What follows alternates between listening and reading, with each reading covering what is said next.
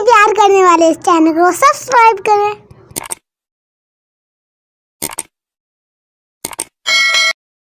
تو دست ادب جوڑ کے چند گزارشات ہیں۔ دیکھیے، ضرور جدید ٹیکنالوجی نے بہت ترقی کی ہے، اور جو آج کل وسائل ہیں، بہت سے لوگ گھر بیٹھے مجلسیں سن سکتے ہیں، مگر ایسا کیجیے نہیں۔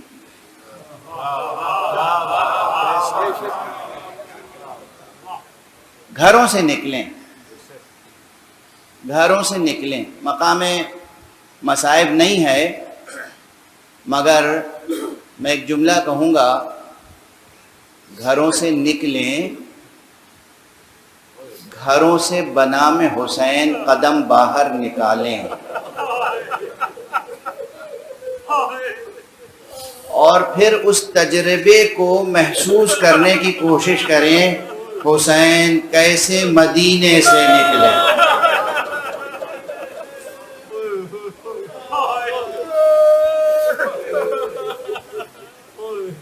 دست ادب جوڑ کر، یہ عزائے حسینی صرف سننے سنانے کی چیز نہیں ہے، تجربے سے گزرے، نکلیں گھروں سے، گھروں میں بیٹھیں۔ یہ 10 دن، یہ 10 راتیں گھر میں بیٹھ کے آپ سن سکتے ہیں، چوائس ہے آپ کے پاس، آپ بہت سے چینلز براؤز کر سکتے ہیں، بہت سے ذاکروں کو سن سکتے ہیں، جو آپ کی پسند کا ذاکر ہو آپ سنیں، یہ سب اپنی جگہ فائدے ہیں، بعد میں سن لیجئے گا۔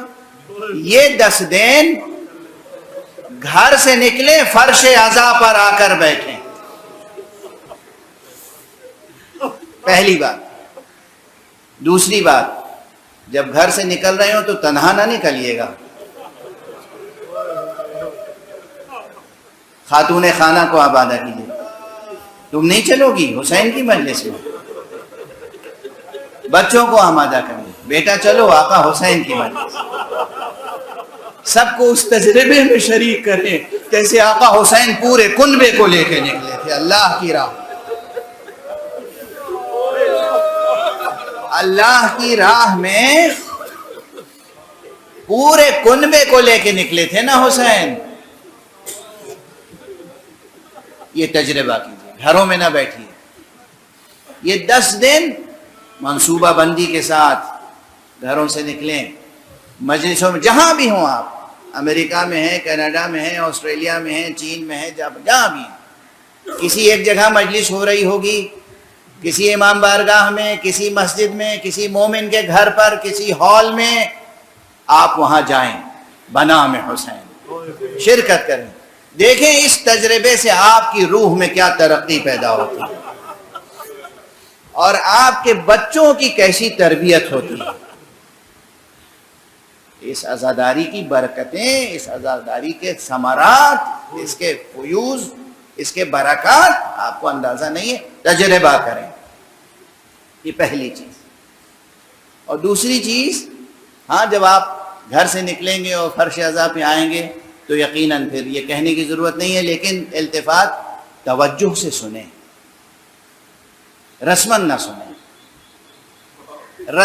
سنیں، سرسری انداز میں نہ سنیں، پورے وجود سے ہمتن گوش ہو کر سنیں ذکر حسین، دل کے کان بھی کھلے ہوئے ہوں، دل سے سنیں ذکر حسین، گریہ کریں تو آنکھوں میں آنسو تو آئیں گے ہی، دل میں محسوس کریں اس غم کو، اس الم کو، اس کرب کو۔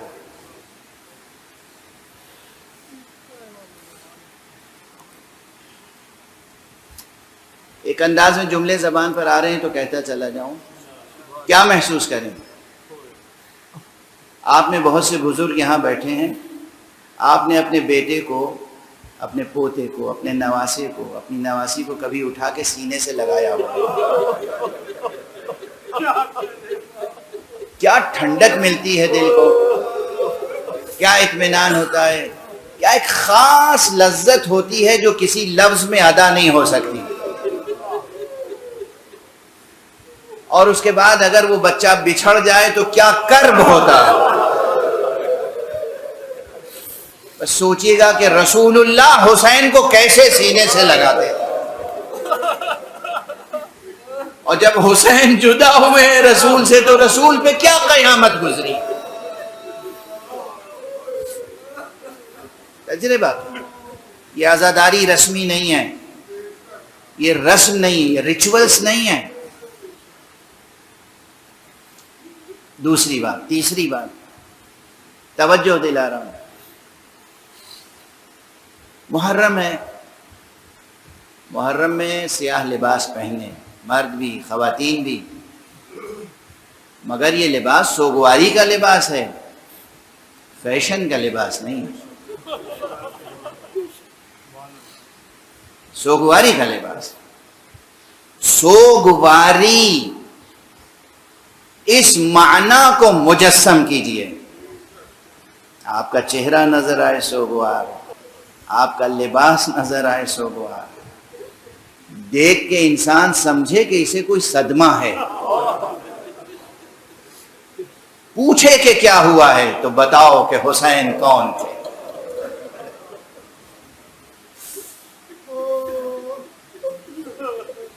مجلسوں کے تبرک کا اہتمام کریں، خاص طور سے یہ 10 دن ضرور اہتمام کریں، مگر بس تبرک کی حد تک. اس میں بھی سوگواری کی شان ہو. محرم کو فیسٹیول نہ بننے دیجیے. محرم کو فیسٹیول نہ بننے دیجیے. تبرک کے نام پر لذیذ ترین غذائیں، یہ 10 دن، یہ 11 دن، اس سے پرہیز کیجیے گا. تبرک تقسیم ضرور کیجیے. بتاؤں فقہی حکم تبرک کا، عمل ہے معصوم کا.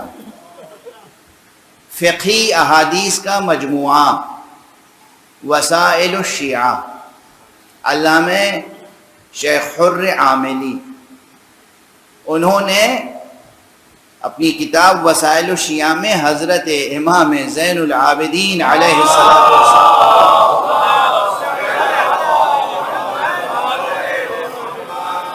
کا عمل لکھا ہے. عمل، آپ کا عمل یہ تھا کہ کربلا کے بعد سے جب اسیران اہل بیت مدینے آئے تھے تو پھر بنو ہاشم میں بطور خاص برابر مجلسیں ہی منعقد ہوتی تھیں. آقا حسین کے لیے فرش عزا بچھتا تھا، صف عزا روشن ہوتی تھی، شمع عزا فروزہ رہتی تھی، سب مجلس میں مشغول ہوتے تھے. اور جہاں جس وقت مجلس منعقد ہوتی تھی جناب امام سید سجاد اپنی طرف سے کھانا تیار کرا کے وہاں تبرک کے طور پہ تقسیم کراتے تھے. کس کا عمل ہے؟ امام سجاد. کھانا تقسیم کریں، تبرک تقسیم کریں، سادگی کے ساتھ، غم اور حزن کا لحاظ رکھتے. یہ چند چیزیں تھیں جس کی طرف میں توجہ دلانا چاہ رہا تھا. نکلیں گھروں سے تنہا نہ نکلیں، بچوں کے ساتھ نکلیں، خاتون خانہ کے ساتھ نکلیں، اور پھر دیکھیں کہ آقا حسین کی مجلسوں میں شرکت کے بعد کیا روحانی تبرک ملتا ہے، کیا معنویت حاصل ہوتی ہے. دنیا کے کسی اسکول میں، کسی یونیورسٹی میں آپ کو یہ احساس نہیں ہوگا پورے وجود کے ساتھ کہ آپ کے وجود کی معنویت کیا ہے الا مجلس حسین. یہ مجلسیں بتاتی ہیں کہ آپ کی معنویت کیا ہے، آپ کی خلقت کا ہدف کیا ہے، مقصد کیا ہے. یہاں جو علوم حاصل ہوتے ہیں وہ کہیں نہیں حاصل ہوں گے.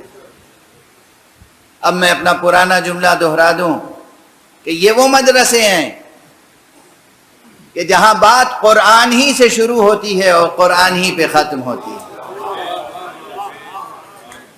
یہاں بات قرآن صامت سے شروع ہوتی ہے، قرآن ناطق پہ ختم ہوتی ہے. اور یہ جملہ بھی ذہنوں میں محفوظ ہوگا کہ ماہ مبارک رمضان تنزیل قرآن کا مہینہ ہے، یہ ماہ محرم ہے جو تعویل قرآن کا مہینہ ہے. وہ شب قدر ہے جس میں تنزیل مقدر تھی، وہ روز عاشور ہے کہ جس میں تعویل منور ہوئی ہے. ایک صلوات پڑھ دیں محمد.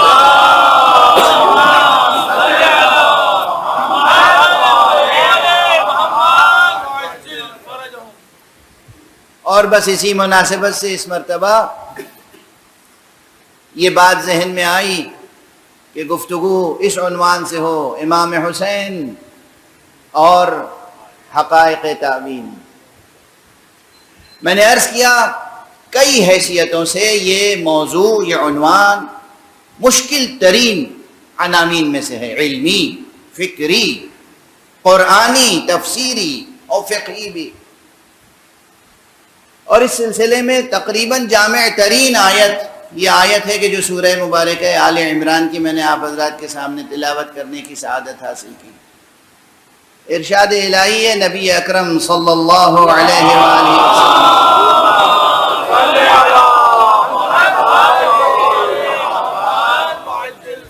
ارشاد الہی ہے کہ هو الذی انزل علیک الکتاب، وہی ہے وہ پروردگار جس نے اے نبی، اے رسول، اے حبیب تجھ پر کتاب نازل کی. منہ آیات محکمات، اسی کتاب میں وہ آیتیں بھی ہیں جو محکم آیتیں، وَأُخَرُ مُتَشَابِهَاتٍ، اور کچھ اور آیتیں ہیں کہ جو متشابہات ہیں. آج یہیں پہ ٹھہر جاؤں کیونکہ جو بزرگ حضرات ہیں ان کے لیے تو محکم اور متشابہ کا لفظ شاید واضح ہو، روشن ہو. جو ہمارے نوجوان ہیں، جو بچے ہیں، ان کے لیے محکم اور متشابہ یہ لفظ بھی مشکل ہوگا، اور قرآنی الفاظ ہیں. اور ایک پورا علم ہے علوم قرآن میں سے جس کو کہتے ہیں علم المحکم والمتشابہ، یا علم متشابہات القرآن. محکم اس کا روٹ ورڈ ہے کاف میم، اسی سے حکم ہے، اسی سے حاکم ہے، اسی سے محکوم ہے، اسی سے حکمت ہے، اسے بہت سے عربی زبان میں ایک روٹ ورڈ سے پورا ایک تناور درخت لفظوں کا وجود میں آ جاتا ہے. اسی سے محکمات. یہاں محکمات سے مراد وہ آیتیں ہیں قرآن مجید کی جن کے معنی روشن ہیں، جن کے معنی عام ہیں اور روشن ہیں اور ہر ایک سمجھ سکتا ہے. فوراً سمجھ نہیں جاتا، سمجھ سکتا ہے. سمجھ سکتا ہے کہ معنی ہے کہ جب کوشش کرے گا تو سمجھ لے گا. یہ نہیں کہ بس لفظ پہ نگاہ پڑی، نظر پڑی اور سمجھ میں آ گیا.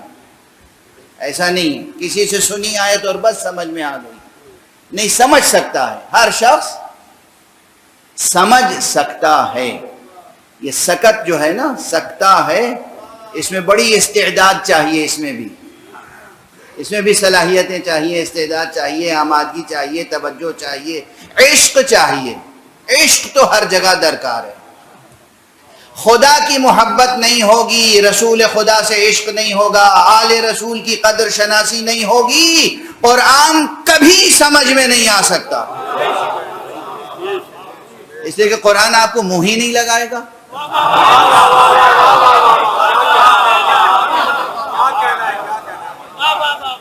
سمجھ میں کیسے آئے گا؟ منہ نہیں لگائے گا. یہ کون شخص ہے؟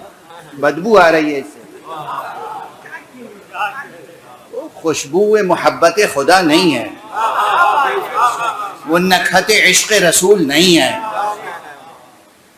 وہ نکہت عشق آل محمد نہیں ہے. یہ ہمارا نہیں ہے.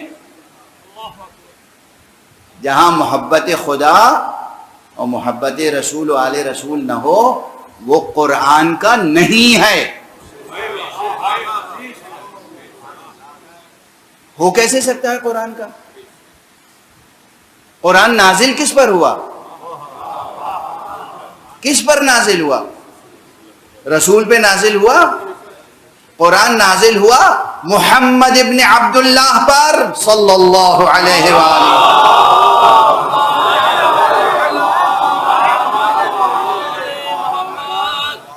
اور قرآن کہاں نازل ہوا، کس پر نازل ہوا، یہ آپ نے بتا دیا۔ کہاں نازل ہوا؟ قرآن کے نازل ہونے کا سلسلہ کعبے سے نہیں شروع ہوا، خانہ ابو طالب سے شروع ہوا ہے۔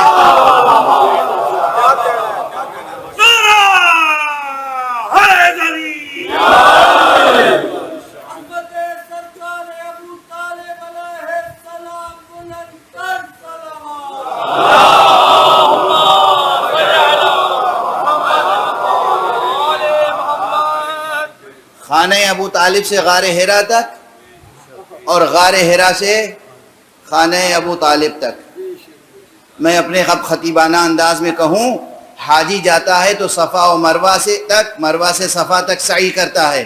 جبرائیل جب قرآن لے کے آتے تھے تو خانہ ابو طالب سے غار حرا تک، غار حرا سے خانہ ابو طالب تک۔ ایک صلوات پڑھ دیجئے محمد۔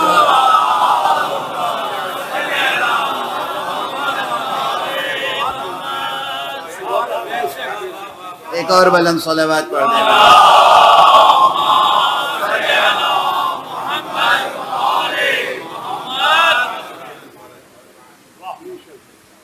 نہ جانے کئی ہزار آیتیں خانہ ابو طالب میں اتری ہیں، اندازہ ہے آپ؟ مکی آیتیں زیادہ تر، مکی سورے کہاں نازل ہوئے؟ خانہ ابو طالب۔ رسول کی منزل کہاں تھی؟ اصل رسول کی ولادت کہاں ہوئی؟ حضور علیہ الصلوۃ والسلام کی ولادت کہاں ہوئی؟ یہ طے ہے کہ کعبے میں نہیں ہوئی۔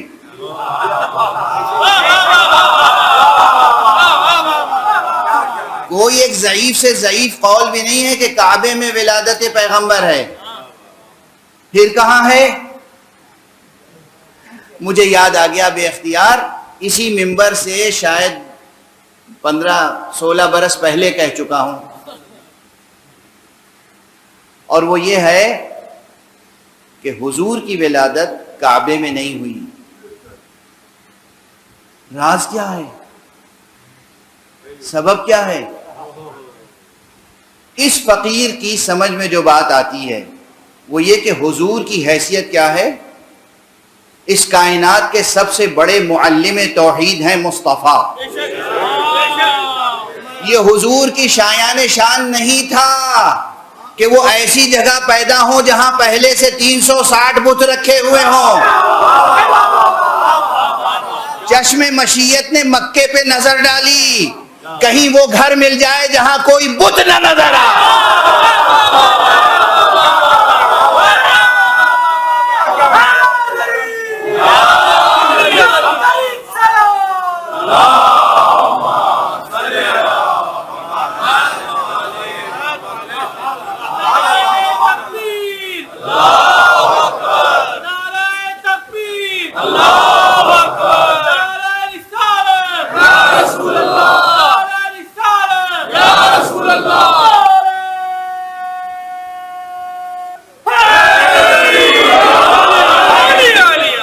جزاکم اللہ، جزاکم اللہ۔ اللہ آپ کو پاکیزہ نفس عطا کرے اور نفس رحمانی کے فیوزات آپ تک پہنچے۔ خدا کی قسم یہ تاریخ کا اعجاز ہے کہ حضور کی ولادت اس جگہ ہوئی جہاں کوئی بت نہیں تھا، اور وہ بس ایک ہی گھر تھا یا چند گھر اور تھے، لوگوں کو خبر نہیں تھی، ان گھروں میں کوئی بت نہیں تھا۔ یہ معمولی بات نہیں ہے۔ بھئی خانہ کعبہ کے دروازے تو سب کے لیے کھلے ہوئے تھے نا، مجبوری تھی، تو جس کا جی چاہتا تھا لے جا کے بت رکھ دیتا تھا اپنے خاندان کا۔ ابو طالب کا گھر ابو طالب کا گھر تھا، ابو طالب کی اجازت کے بغیر کوئی جا نہیں سکتا تھا اس میں، تو مجال کس کی تھی کہ وہاں بت رکھ دیتا؟ جہاں کوئی بت نہیں تھا وہاں توحید کا سب سے بڑا معلم پیدا ہوا، اور پھر پیغمبر پیدا ہوئے تو یوں ہی پیدا ہوئے تھے۔ جناب آمنہ بنت وہب کے ساتھ بھی قریش کے گھرانوں اور قریش کی خواتین کی رشک کی اور حسد کی وہی کیفیت تھی جو جناب خدیجۃ الکبریٰ اور جناب فاطمہ بنت اسد کے ساتھ رہی، کیونکہ جو نور تھا پیشانی عبداللہ میں، اس نور کی خاطر کتنے تھے جو چاہتے تھے کہ اس نور کے حصے دار ہم بن جائیں، لیکن جب جناب آمنہ بنت وہب اس نور کی امانت دار ٹھہری تو پھر رشک و حسد درمیان میں آ گیا اور تنہا چھوڑ دیا گیا۔ اب جب وقت ولادت تھا تو ظاہر ہے کہ ازرو احکام ظاہریہ مدد کی ضرورت ہوتی ہے۔ گھر ابو طالب کا ہے اور وہاں حوران بہشتی کا نزول ہو رہا ہے، جنت سے حوریں نازل ہو رہی ہیں، اور جنت سے جناب مریم تشریف لا رہی ہیں، اور جنت سے جناب آسیہ تشریف لا رہی ہیں، اور وہ مخدرات عصمت و طہارت تشریف لا رہی ہیں کہ جن کو اللہ سبحانہ و تعالیٰ نے اذن دیا کہ جاؤ آمنہ کی مدد کرو، محمد کی ولادت ہے صلی اللہ علیہ وآلہ۔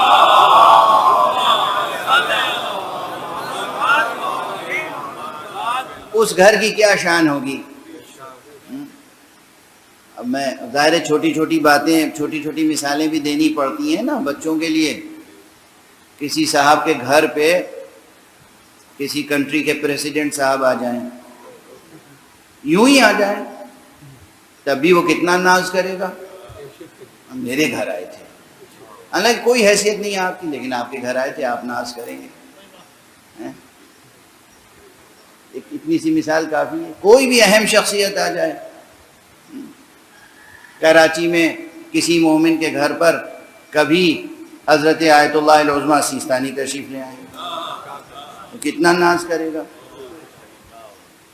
رہبر عالی قدر آیت اللہ العظمیٰ خامنئی کہیں تشریف لے آئیں، کتنا ناز کرے گا وہ، کسی کے گھر آ جائیں۔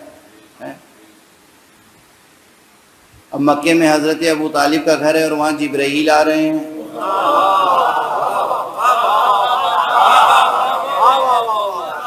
قرآن نازل ہو رہا ہے، مصطفیٰ صلی اللہ علیہ وآلہ وسلم کی ولادت ہو رہی ہے، اور ایسے واقعات اتفاقی نہیں ہوتے۔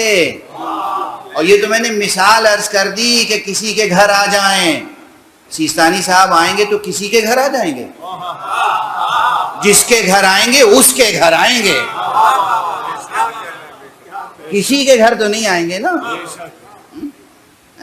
پریسیڈنٹ صاحب کہیں جائیں گے تو یوں ہی تو نہیں چلے جائیں گے، کوئی نہ کوئی اہمیت ہوگی اس صاحب خانہ کی بھی۔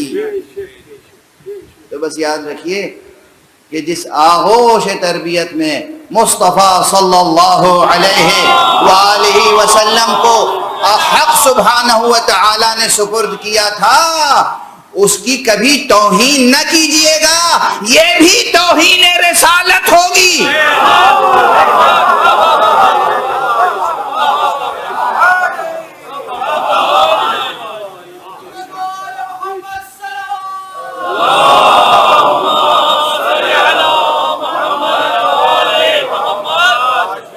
اپنے اپنے دلوں کو روشن کیجئے اور غلط تاریخیں پڑھ کر اپنے دلوں میں کفار قریش کے کینوں کو نہ پالیے۔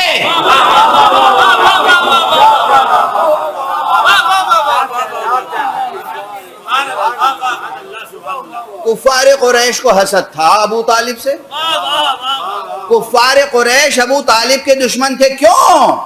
اس لیے کہ یہ خاتم النبیین کا حمایتی بنا ہوا ہے۔ کفار قریش کو ابو طالب سے کیا شکایت تھی؟ سب حضرت ابو طالب کو سید بطحا کہتے تھے، سید و سردار مانتے تھے، سید و سردار مانتے تھے۔ تمام مشرکین و کفار، مومنین و مشرکین، سب بت پرست اور غیر بت پرست، سب ابو طالب کو سید و سردار مانتے تھے۔ پھر اگر دشمنی پیدا ہوئی تو کس بات پر؟ کیا جناب ابو طالب نے کسی کی خیانت کی تھی؟ کوئی خون کیا تھا؟ کسی کی امانت واپس نہیں کی تھی؟ کسی کو کوئی اذیت پہنچائی تھی؟ کوئی الزام ہے ابو طالب پر سوائے ایک الزام کے محمد کے لیے سینہ سپر رہتے تھے؟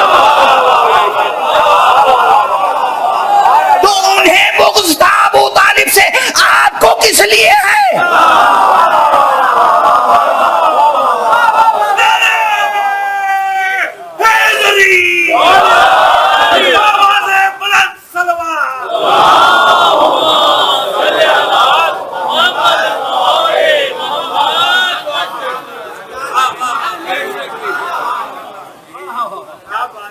خبردار کوئی ایسی بات نہ کیجیے گا جس سے رسول کو کہیں اذیت پہنچے، اور کوئی ایسی بات نہ ہو جس سے توہین رسالت لازم آئے۔ رسول اللہ محمد رسول اللہ صلی اللہ علیہ وآلہ۔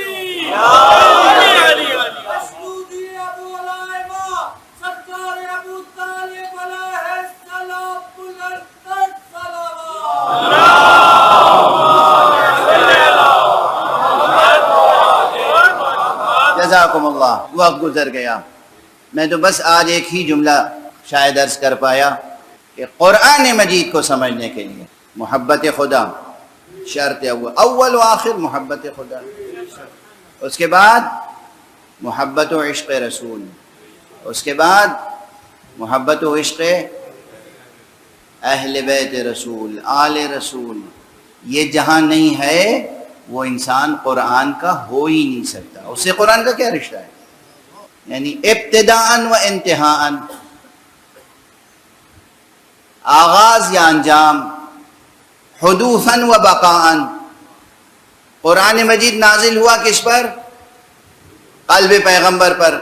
جاتے جاتے پیغمبر نے قرآن مجید سپرد کس کے کیا؟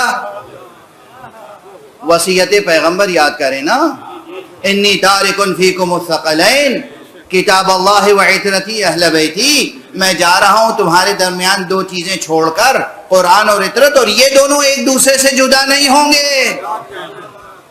قرآن نہ مصطفیٰ سے جدا ہو سکتا ہے نہ آل مصطفیٰ سے، تو جو مصطفیٰ اور آل مصطفیٰ کا وفادار نہ ہو، کچھ ہو سکتا ہے اہل قرآن نہیں ہو سکتا۔